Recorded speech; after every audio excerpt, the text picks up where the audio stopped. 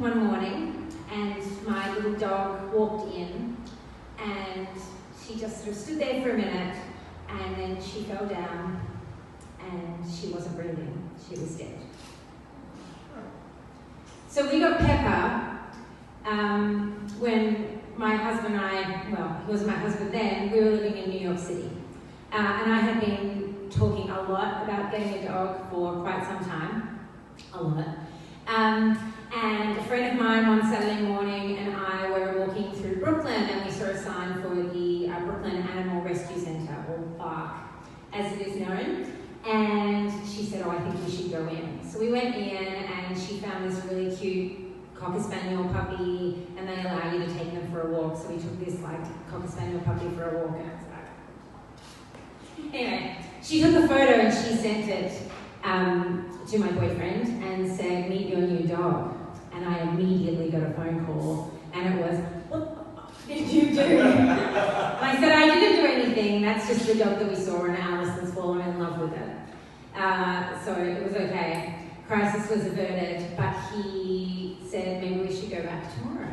So he and I went back on Sunday and we walked through and it's quite a small centre, animal rescue centre, and it's right up against the East River in Brooklyn.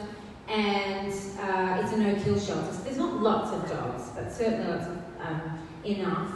So you walk into the centre, and of course there's dogs down either side in quite large enclosures, and they're all throwing themselves up against the front. They're just desperate to meet you and barking and barking and barking. So as we walk along the rows,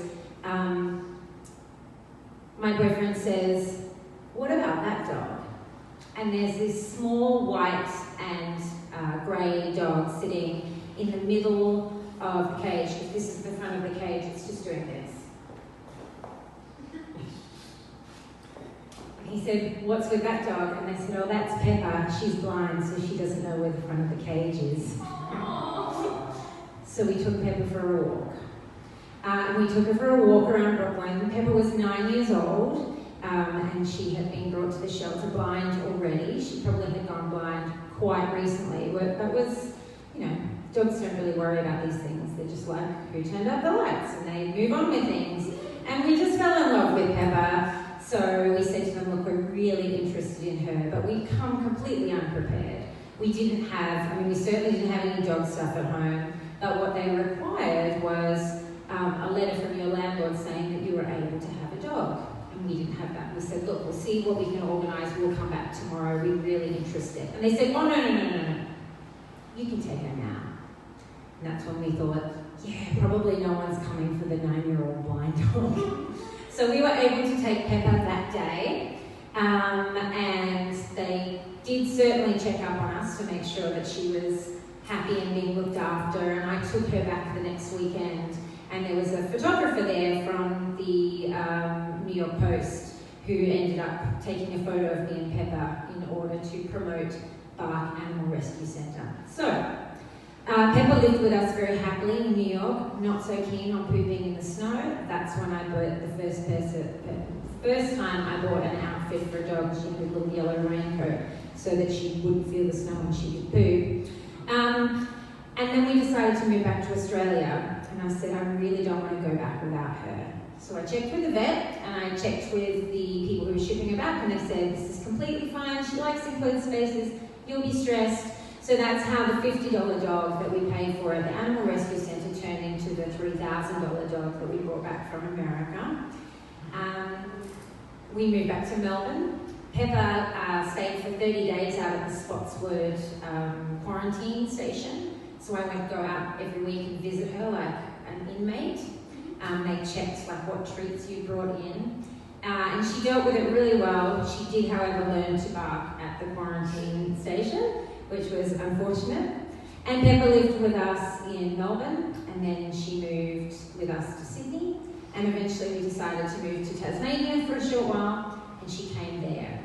And Pepper was in great health. Apart from the blindness, she was doing really well, but as she got older, and once we got to Tasmania, she was 17 by that stage, and doggy dementia had started to set in.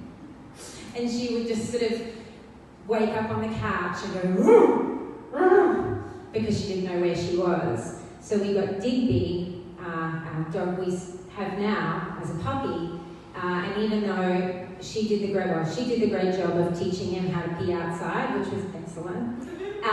He would occasionally decide that her back leg was a great tugging toy, which is a bit unfortunate. But when she would wake up on the couch and go, "Roo, roo," he would jump up on her and she would just sort of go, "Oh, okay, cool, I know you," and she would calm down. So he was like her little therapy dog. So Digby wasn't even 6 months old when I was standing in the kitchen one morning and Pepper walked in and just sort of stood there for a second, and then she fell over and she was not breathing, she was dead. And I looked at her for a moment and had a moment of, oh my goodness. Of course, I got down on my knees and called out to my then husband. Pepper was at our wedding, she was pretty cute. I don't know, I've done human CPR, I could do that on a dog. So I cut my hands together and I put it over her muzzle and I puffed in and you could see her chest rising up and I sort of massaged her chest and gave little palpitations, and after a minute or so Pepper came back. And look, Pepper wasn't with us, she was in having pulmonary edema, so her lungs were filling up with fluid. She was 17, she really was getting on, but that gave us a proper chance to say goodbye to her, and then we took her to the vet and she passed away peacefully. So that's how we gave a second chance to a dog called Pepper.